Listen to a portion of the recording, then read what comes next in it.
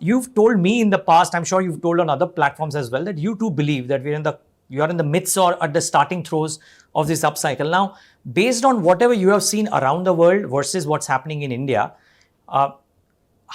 where are we in this cycle? How strong do you think this upcycle could be?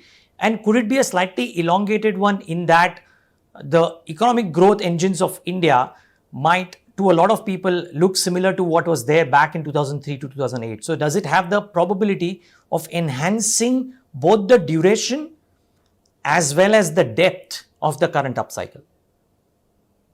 I think Vinod has very nicely articulated this whole position. I've always held the fact that real estate is the biggest contributor to the GDP of the country.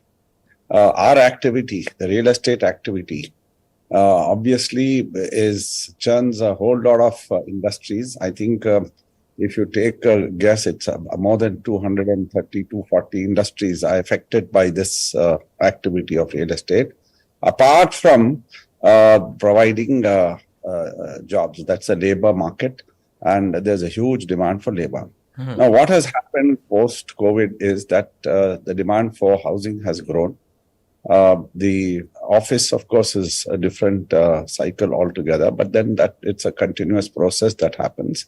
But the upcycle is there. You see, now what contributed to this is we were in a low interest regime at one point of time, about 2 years ago. And then again, the interest rates have definitely slowly gone up northwards.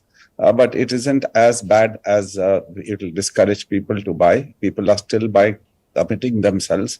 And I think we've reached the peak of the interest cycle also.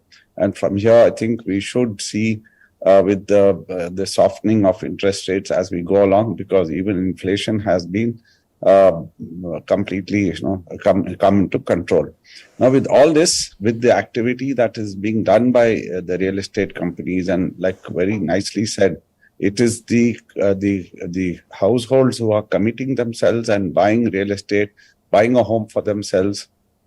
And of course, some are investments in commercial property also. With all this, it definitely helps churn the economy, and we definitely are going to see a larger period of upswing.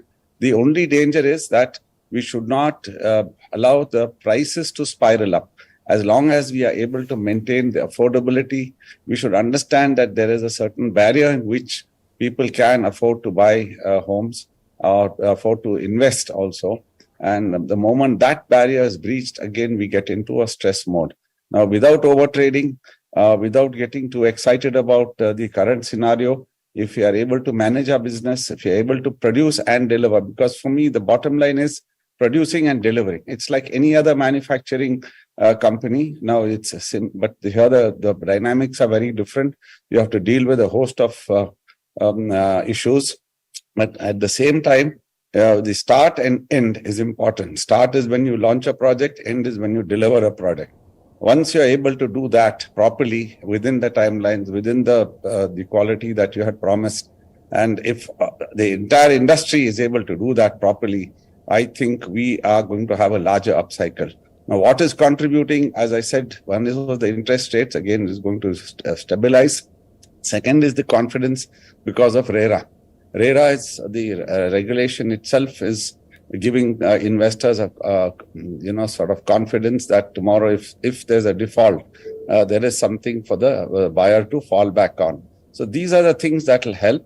And if we do our job the way we are doing it, I think we are in for a longer period of good times.